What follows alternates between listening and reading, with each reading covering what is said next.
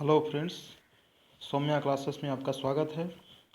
हमको आशा है कि ये प्रश्न आपको बहुत ही लाभ पहुंचाएंगे और परीक्षा की दृष्टि से बहुत ही महत्वपूर्ण है। ये 20 प्रश्न होंगे। देखेंगे हम एक एक प्रश्न, उसके आंसर को हम बताएंगे और अपनी वीडियो को पॉज करके अपना आंसर भी बताते रहिए कि आपको कितना इस प्रश्नों में से आ रहा है और कितना नहीं आ रहा है। देखेंगे पहला प्रश्न, किसके अभाव में बर्फ़ पर चलना कठिन होता है? तो किसके अभाव में होता है, इसका आंसर हम बता रहे हैं।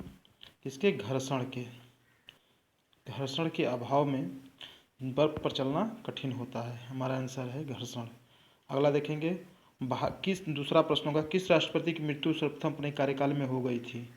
किसकी हो गई थी? डॉक्टर जाकिर हुसैन साहब का हो गई थी। जाकिर हुसैन की मृत्यु हो गई थी अपने कार्यकाल के दौरान। हम तीसरा प्रश्न देखेंगे, किनका सामान्य नाम न्यूक्लियन है? न्यूक्लियन किसका है? प्रोटॉन और न्यूट्रॉन का। किसका नाम है? प्रोटॉन और न्यूट्रॉन का। जो न्यूट्रॉन उदासीन होता है जबकि प्रोटॉन पर धनात्मक आवेश होते हैं। अगला देखेंगे हम चौथा प्रश्न, किसने सत्याग्रह और श्री पृथ्वी वल्लभ उपाधियां धारण की? कौन था वो? पुलकेशिन द्वितीय था। कौन था? पुलकेशिन द्वितीय था, जो दक्षिण भारत का एक बहुत ही फेमस सम्राट था, पुलकेशिन द्वितीय। देखेंगे हम, पुलकेशिन द्वितीय था। अगला देखेंगे, किसने लिखा निज भाषा उन्नति है सब उन्नति को मूल? तो किसने थे? भारतेंदु हरिश्चंद्र। आंसर हमारा क्या? भारतेंदु हरिश्चंद्र थे। अगला देखेंगे हम, छठवां प्रश्न होगा, पृथ्वी किस परत का निर्माण सिलिका एल्यूमिनियम से होता है? पृथ्वी किस परत का निर्माण सिलिका एल्यूमिनियम से होता है? किसका होता है? क्रस्ट का।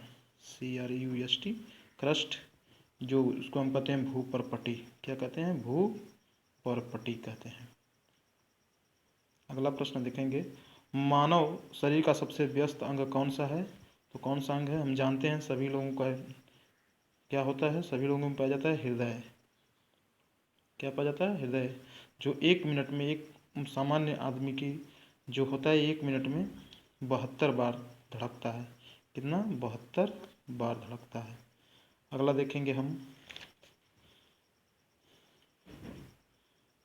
मानव निर्यात की तीव्र प्रसारण में सहयोग देने वाला एक मुख्य कारक क्या है? मानव निर्यात में की तीव्र प्रसारण में सहयोग देने वाला एक मुख्य कारक कौन सा है? निर्यात का विविधीकरण। क्या है? निर्यात का विविधीकरण। हमारा आंसर होगा निर्यात का विविधीकरण।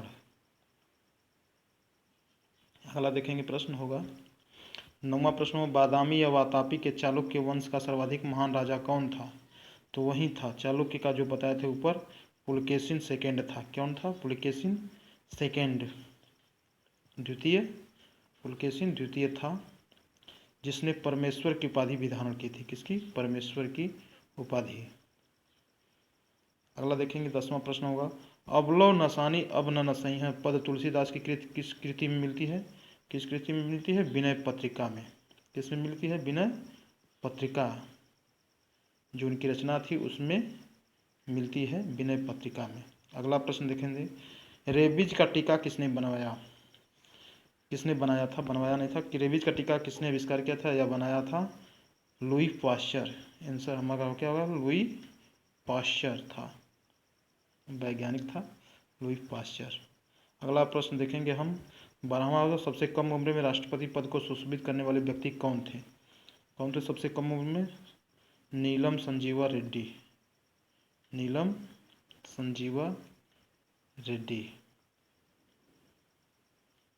जो सबसे कम उम्र में राष्ट्रपति पद को सुशोभित करने वाले राष्ट्रपति थे। अगला देखेंगे हम, 13वां प्रश्न होगा, 1665 में पुरंदर की संधि किनके मध्य हुई थी? किसके मध्य हुई थी पुरंदर की संधि? जय सिंह और शिवाजी के मध्य। इनके मध्य हुई थी, शिवाजी के मध्य हुई थी संधि, पुरंदर की संधि 1665 में। अगला देखेंगे, सम्राट अकबर द्वारा किसको जरी कलम की उपाधि से अलंकृत किया गया? सम्राट अकबर द्वारा किसको जरी कलम की उपाधि से अलंकृत किया गया था? किसको किया गया? मोहम्मद हुसैन को। मोहम्मद हुसैन को। किसको? मोहम्मद हुसैन को। अगला प्रश्न देखेंगे हम, 15वां प्रश्न होगा। मजहब नहीं सिखाता आपस में बैर रखना, यह पंक्ति किसकी रचना है? किसकी है? मोहम्मद इकबाल की। किसकी है? मोहम्मद इकबाल की रचना है। इनकी है? मोहम्मद इकबाल की रचना है। मजहब नहीं सिखाता आपस में बैर रखना। अगला प्रश्न देखेंगे हम, 16वां प्रश्न। पृथ्वी किस परत को सियाल परत भी कहते हैं? किसको कहते हैं? भूपर्पटी को कहते हैं। किसको कहते हैं? भूपर्पटी को कहते हैं। सियाल परत के नाम से जाना जाता है। अगला प्रश्न देखिए, कौन सहायक संधि को स्वीकार अगला देखेंगे हम कैसे हो जा रहा है। कौन सहायक संधि को स्वीकार करने वाला पहला भारतीय राजा था? कौन था? हैदराबाद का निजाम। कौन था? हैदराबाद का निजाम था। अगला देखेंगे हम, विदेशी व्यापार संस्थान कहाँ स्थित है? कहाँ है? न्यू दिल्ली में, नई दिल्ली में। कहाँ है? नई दिल्ली में है। अगला देखेंगे, किसको श्री कलम की उपाधि से नवाजा गया था? अब्दुल सम्मद को। किसको?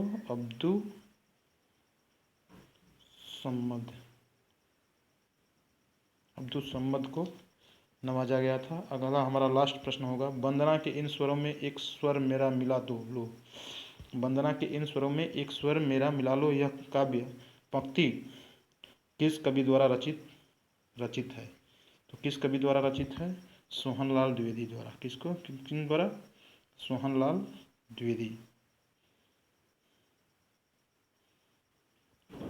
तो फ्रेंड्स, हमको आशा है कि आपको ये वीडियो पसंद आएगा।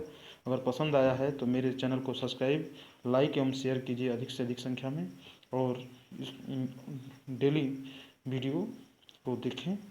थैंक यू, धन्यवाद।